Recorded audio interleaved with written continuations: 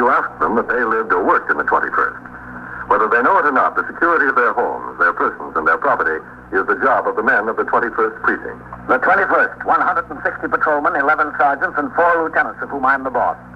My name is Kennelly, Frank Kennelly. I'm captain in command of the 21st. I was working my day tour, 8 a.m. to 6 p.m. I had reported for duty at 7:40, signed the blotter, and changed to my uniform in time to turn out the platoon which would patrol the precinct until 4 p.m. After I had read and signed reports and communications which had accumulated since I was last on duty, I began the quarterly inspection of the entire station house as required by Rule and Regulation 24. In the company of Patrolman Fallon, the clerical man, and Patrolman Bailey, the attendant, I started on the 3rd floor where the offices of the Civil Defense Patrolman, the Youth Patrolman, and the Old Records are located. We then proceeded to the 2nd floor and the 21st Detective Squad office and the Precinct Hack Inspector. Then to the 1st floor and my office, the muster room, the 124 room, the back room, and the cells. At 9:35 a.m., we finished up in the locker rooms in the basement. After the inspection was completed and I gave instructions to Patrolman Fallon in regard to preparation of the report, I walked out into the muster room where Lieutenant Gorman was desk officer and Sergeant Waters was on telephone switchboard duty. Oh, what's doing, Red? Nothing much here, Captain. Teletype order eliminating the 11th precinct. Oh? Patrol force in the 11th divided between the 9th and the 13th. Well, what about the captain? Didn't say. Lieutenant? Yes. A call he's bringing in. Still hasn't been able to make that notification on 83rd. Well, tell him. I'll talk to him myself. Yes, sir. Oh, Captain. Yeah? Father Bernard Creedy of St. Barbara's is waiting in your office. Father Creedy? Young assistant, Father O'Ban. Oh, yes. 21st precinct, Lieutenant Gorman. I'll be in my office, Sergeant. Yes, sir. Well, how many times did you try? Yeah? Well, keep at it until you find something home. Hello, Father. How are you, Captain? Just fine. What can I do for you, Father? Well, Father O'Ban thought you might be able to help me. Well, I will if I can. I'm about to go in the Navy, in the chaplain's corps. Oh, yes. I'm supposed to get my fingerprints made and send them in on this card. Well, the detectives can do that. Oh, good. I'll take you upstairs. Well, I certainly appreciate your trouble, Captain. No trouble. That way. Upstairs to the detectives, Lieutenant. Yes, sir. That saves me a trip downtown. We're happy to do it, Father. Oh, when do you report? Well, I don't have my orders yet. July 1st, I think. Mm-hmm. Up the stairs, Father. Thank you. Well, are you looking forward to it? Well, yes, very much. Of course, I would have liked to have spent a little more time at St. Barbara's. Learned a lot from Father O'Ban. In there. Go ahead, Father. Oh, thank you. 21st Squad, Detective McCoy. That way? Yes. Well, he's down at the grand jury this morning. I ought to be hearing from him, though. Oh, hold on a second. Yes, sir, Captain. Is Lieutenant King in his office? Yes, sir. He and Scanlon and DeLuca are talking to a robbery suspect. He'll have a minute. Yes, sir. I'm sure he will. All right, Father. Hello? Can I have him call you? Well, I'm not upsetting any routine, am I? Oh, no. Yeah? Yeah, I got it. Yes. Captain Kennelly. All right, I'll give him the message. Yes, sir, Captain? Oh, Matt, this is Father Bernard Creedy, assistant to Father O'Ban at St. Barbara's. This is Lieutenant King. Father, glad to meet you, Lieutenant. Excuse me. I'll be back in a minute, Scanlon. Now, what can I do for you? Oh, Matt, Father Creedy is going into the Navy chaplain's corps. Oh, yeah?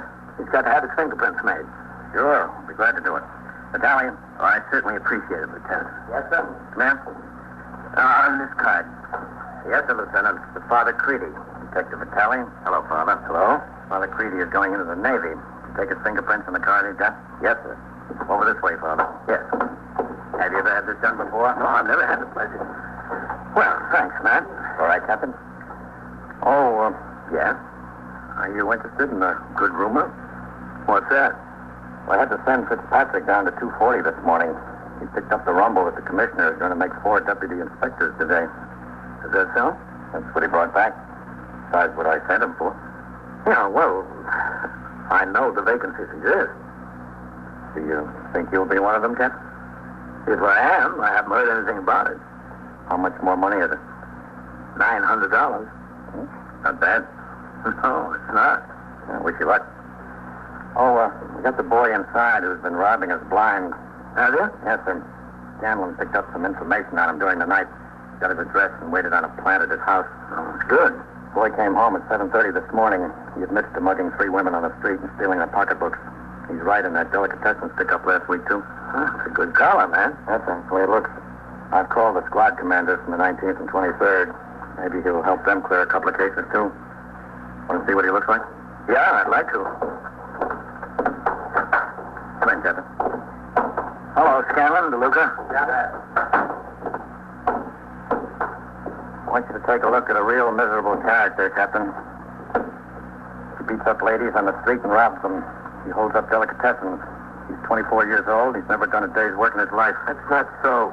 What's not so, Bud? That I never done a day's work. I worked a lot. Who'd give you a job? I got an uncle. I worked for my uncle. Why'd he fire him?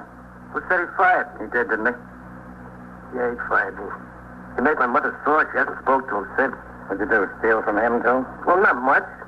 You didn't hit him over the head, too, like you did the ladies? No, he's my uncle. Wonder you didn't kill him, as long as it's in the family. Listen, what am I going to do? Sit here all day? What's your hurry, Bud? You've got time. You're lousy with time. How do you want to tell us about anything else besides those 3 ladies and the delicatessen? That's all there was, I swear to you. My word of honor. You know what your word of honor is worth, don't you? Come on, Bud, on your feet. Where am I going? Get up. All right, I'm here. Let's go. Look, I didn't mean to hurt anybody much. I just wanted the money. Makes it all right, huh? Just wanted the money. Go ahead. How do they grow them like that, Captain? Beats me. All right, but... Vitaly? Yes? Don't fold that thing up when you get through. I want you to print this boy. Yes? Go on, Bud, over there. Captain. Right with you, man. Listen, I want to tell you I had my fingerprint before. Well, we want to do it again. All right, Father. Give me the whole hand, please. I just want to save you the effort. That's it. Now let me do the work. Just relax. I'm certainly obliged for all this, Captain. We're happy to do it, Father. All right, Father. You can wash your hands over there. Well, thank you very much. Okay, Bud. Step right up there. Does the ink come off easy? Yeah, a little soap, Father. All right, you. Oh, hey, Father. Oh, yeah. What did you do? Me? Yeah. What they got you for? Oh, nothing serious.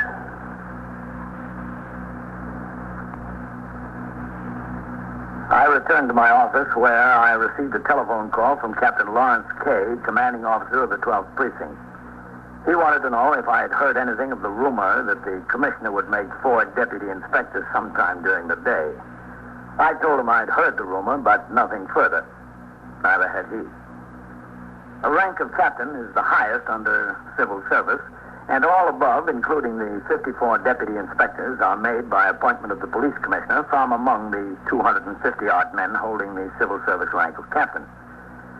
At 10:50 a.m., I instructed the desk officer to have a car come by the house to take me on patrol of the precinct. In the course of that patrol, I made 3 stops to check on various complaints and conditions. At 11:55, I told Patrolman Eisman, the operator of sector car number 2, in which I was riding, to return to the station house. En route, a call was broadcast reporting an automobile accident, ambulance responding, on the East River Drive near 92nd Street. I instructed him to make the run. We entered the drive at 96th Street and drove downtown with the siren open. As we neared the scene, I could see that one car was turned over on its side. Another, badly damaged, straddled the island between the lanes. Traffic, fortunately light at this time of day, was confined to 1 lane in either direction. We still had difficulty getting through. Broken glass nearly covered the roadway. Beside the overturned car, I saw the still figure of a man. All right. Help and keep the traffic moving, Master.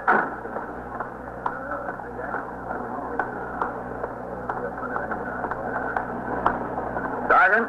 All right. Oh, Captain. Get back there. He looks in pretty bad shape. Yes, sir. I think he's had it. No response when we pulled him out of the car. Was he in this lane, coming in this direction? Yes, sir. The woman was heading uptown the other lane. She lost control and a car jumped over the island. Is she hurt? She seems to be shaken up a lot, Captain. I thought it best to leave her sit in her car until the ambulance gets here. All right, come on. Keep it moving. How did it happen? We didn't get the full story yet, Captain. But from the best I can make out, another car cut in front of her. She jumped the island and hit him head on. Meister, Underwood. Keep that traffic moving, will you? Get on the job. Right, sir. Did you look for identification on him, Sergeant? No, sir, not yet. The only thing is I had the first man on the job call in with the registration numbers of his car. That's all.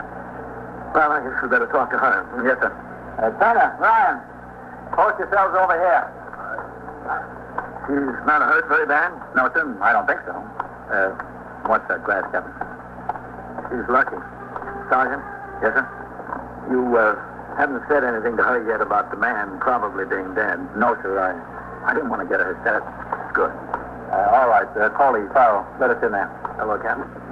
Coley? Farrell? You feel a little better now, lady? Yeah, I think so, a little bit. My legs feel kind of numb. This one. Well, the ambulance will be here right away. Oh, I don't want to go to the hospital. Well, we'll see what happens about that. If I could only get out and walk around a little bit, then maybe it wouldn't feel so numb. I think you better just sit there. What's your name, please? Mrs. Rawlins. Mrs. Marion Rawlins. Is that R-A-W-L-I-N-S? No, R-A-W-L-E-N-S-E. Mrs. Marion. My arm hurts a little bit, too. This one.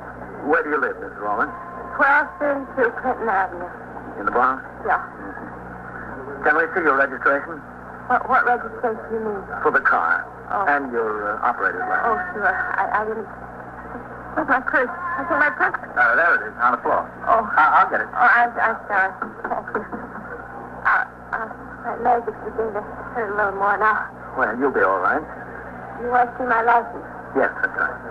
I couldn't help it. That station wagon cut right in front of me. He didn't even stop. He just went right on going. And... Oh, here they are, I think. Yeah. Thank you. I couldn't do anything. I just lost control. I went right over, and this car was coming the other way, and I thought I was going to be killed. I really thought it. Here you are, Miss Rollins. You can put these back in your pocketbook. Okay, thank you. I'd like to get out and see how bad my car's damaged. Well, I think you better sit there until the ambulance comes. I'm all right. You said your leg hurts pretty bad. Well, I really ought to take a look. Is there much damage? This car's new this year, you know. There's a lot of damage, yes. Oh, dear. But I don't think it's beyond repair. It's brand new almost. I better look. No, Mrs. Lord. I suggest you just wait until the ambulance gets you. Captain Kennelly. Yes? I'd like to see. Heisman said there was a call broadcast for you to ring in. Oh? It wouldn't hurt to take a look, would it? Just now? That's what he said. There's a call box right across the roadway there, Captain. All right. I'm entitled to that much. Sergeant. Yes, sir? I'm going to ring in. Yes, sir. Underwood, hold up that traffic a minute. Okay. Thanks. All right, move. Come on. Keep rolling. All right, keep rolling. Let's keep rolling.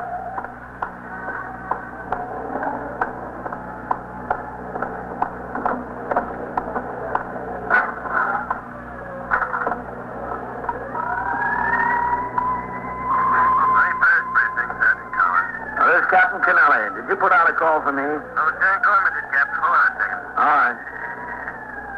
Captain Kennelly ringing in. Go on, Captain. 21st Precinct, Lieutenant Gorman. Captain Kennelly, Red. Where are you, Captain? I'm at the scene of that auto wreck on the drive. Looks like there's one man dead and a woman injured slightly. Yes, sir.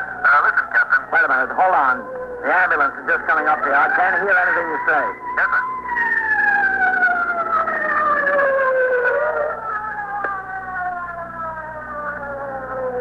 All right. What is it, Red? Lieutenant Altman at the police commissioner's office called up a few minutes ago. All right, just a second. What'd you say? I said Lieutenant Altman at the commissioner's office called up a few minutes ago. Yeah? He asked if you were in the house. I told him no. He asked me if I could get in touch with you. Yes? I told him you were out on patrol. What? I can't hear you. I told him you were out on patrol, Captain. He said the commissioner wanted to see you in his office. In the commissioner's office? That's right, sir. Yes. When? As soon as you can make it. All right. Thanks, Red. Captain, Yeah. I heard a rumor that the commissioner is going to make 4 deputy inspectors today. Did you? Yes, sir. I heard the same rumor. Well, anyway, it looks good for you. I wish you luck. Thanks, Red. You're welcome, sir. I'll ring in from downtown.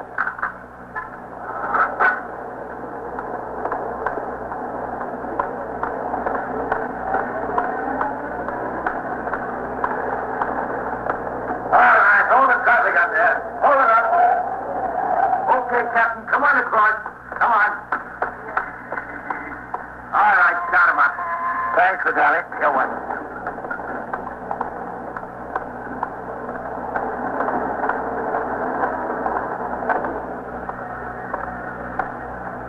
Is he dead, Sergeant? So the ambulance attendant says. I put out a radio call for the morgue wagon. What about identification? Underwood is making a search of the body now, Captain. Okay. Now, the ambulance can take her to Metropolitan. What about getting the roadway cleared here? Yes, sir. One of you. Yes, Sergeant. Bring into the desk officer. Tell him we need 2 wreckers to clear the roadway. Tell him there was a death. Yes.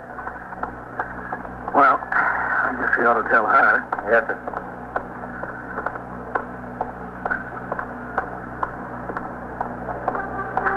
I think she'll be all right.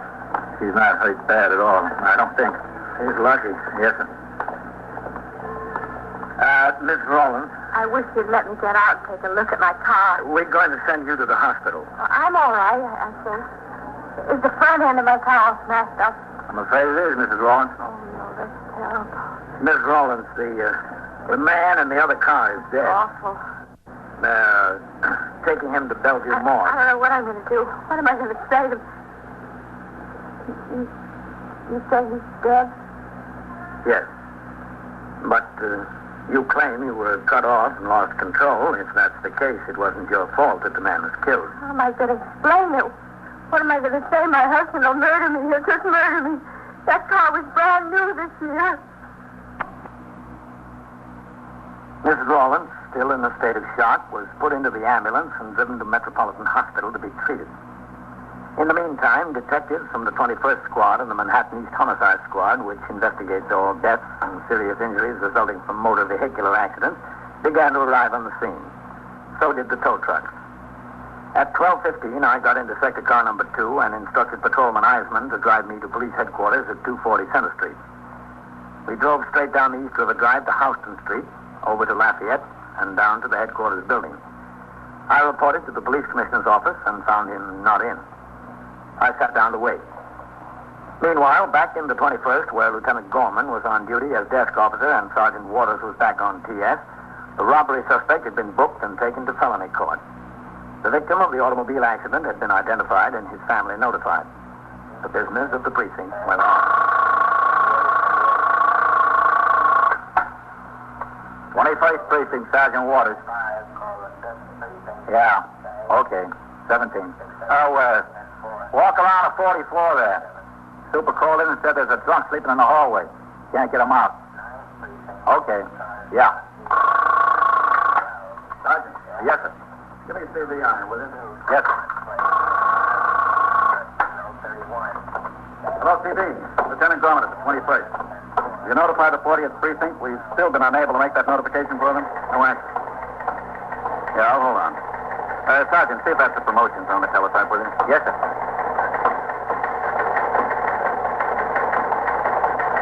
All right. What's the time? Is it the promotion? No, sir. An alarm for a stolen car out of the 5th Precinct. You think the captain's going to get made a DI? Certainly looks that way. Promotion's coming up and he gets called down to the commissioner's office. Yeah, a lot of captains have got a lot more time in the job than he has. It doesn't make any difference. It's up to the commissioner. Remember, Valentine was promoted from captain all the way to chief inspector. Yes, sir. I remember. Well, I hope he gets it for his sake. But for ours, I don't know. We could do a lot worse. That's what bothers me. I beg your pardon? Lieutenant, can I be excused on a matter of personal necessity to use the... I thought you were going to give me police protection, Lieutenant. Mr. Reigate, we've been giving you police protection. We have nearly 200 policemen in this precinct, not to mention the detectives. They're all protected. Well, that hasn't stopped me from being threatened again. Lieutenant, send him down to the FBI. Well, who threatened you, Mr. Reigate? The same spies? We've been watching the house, Mr. Reigate. I promised we would, didn't I? Yes, you promised me you would. I've issued special instructions. The men have got their eyes open, sir. Well, that's good to hear. It relieves my mind. But I've still been threatened. They're following me around. Right now? All day. Maybe they'll follow you in here. Sergeant. Oh, no. They're too clever for that. How many are there, Mr. Reigate? Well, I don't know. They're so clever. I've never seen them, but they're there. They've been following me around. They want to kill me. I'll tell you what I'll do, Mr. Reigate. You go home, and I'll see that you have adequate protection. I'm afraid to go home. They might be there. Now, Mr. Reigate, it's been a long time since they first started following you around and threatening you. Isn't that right? Yes, quite a long time. And it's been a long time since you first came in and told me about it. Isn't that right? Yes, but... Mr. Reigate, just step up a little closer. Now, you know how a police department has to operate.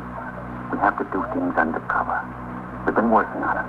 Don't you think that if we didn't work on it, they'd have forgotten you by this time? Well? Don't you think so? Yes, I suppose you're right. You don't have to worry about a thing. Just let us go on protecting you in our own secret way. You'll be all right. Ah, yes. I want to thank you, Lieutenant. You've renewed my confidence in our free institutions. You're welcome, Mr. Reigate. Goodbye. I'll keep in touch with you.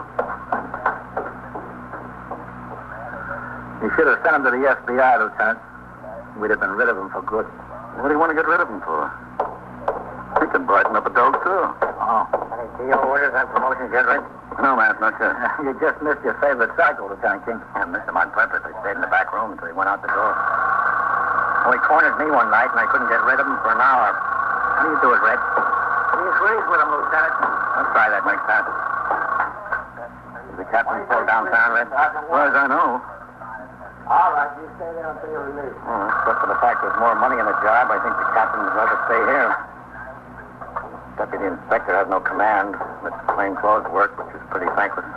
Especially these days. There it is.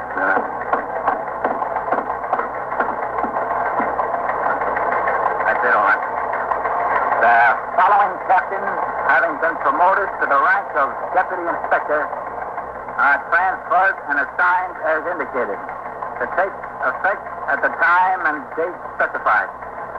Lawrence, hey, do you know him, man? Yeah, 12th Precinct. Sounds right. We were still handy together. Look how far I got and how far he got. Yates, where's he from? I never heard of him, man. This could be the last one coming up. This better be it.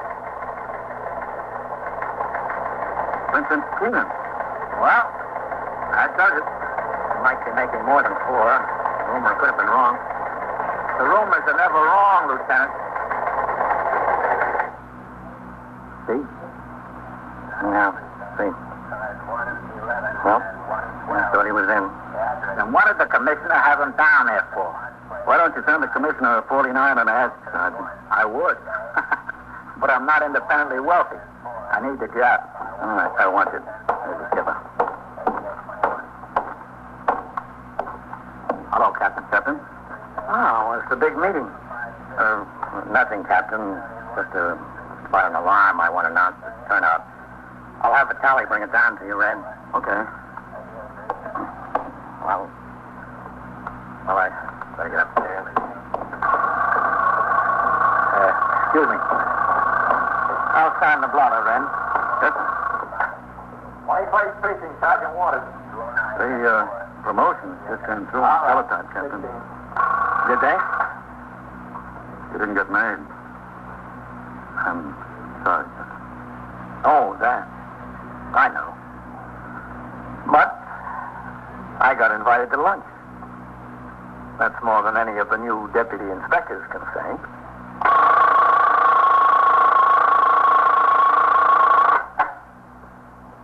First Precinct, Sergeant Waters. Wait a minute, lady. Talk slower. I can't understand you. A man in the hallway? Well, what's he doing there? Yeah? Yeah? Yeah? And so it goes, around the clock, through the week, every day, every year. The police precinct in the city of New York is a flesh and blood merry-go-round. Anyone can catch the brass ring, or the brass ring can catch anyone. 21st Precinct, a factual account of the way the police work in the world's largest city, is presented with the official cooperation of the Patrolmen's Benevolent Association an organization of more than 20,000 members of the Police Department, City of New York. Everett Sloan in the role of Captain Kennelly, Ken Lynch as Lieutenant King. Featured in tonight's cast were Catherine Bard, Harold Stone, Eric Dressler, Larry Haynes, Santos Ortega, and Bill Lipton. Directed by Stanley Niss. Produced for CBS Radio by John Ives. Our thanks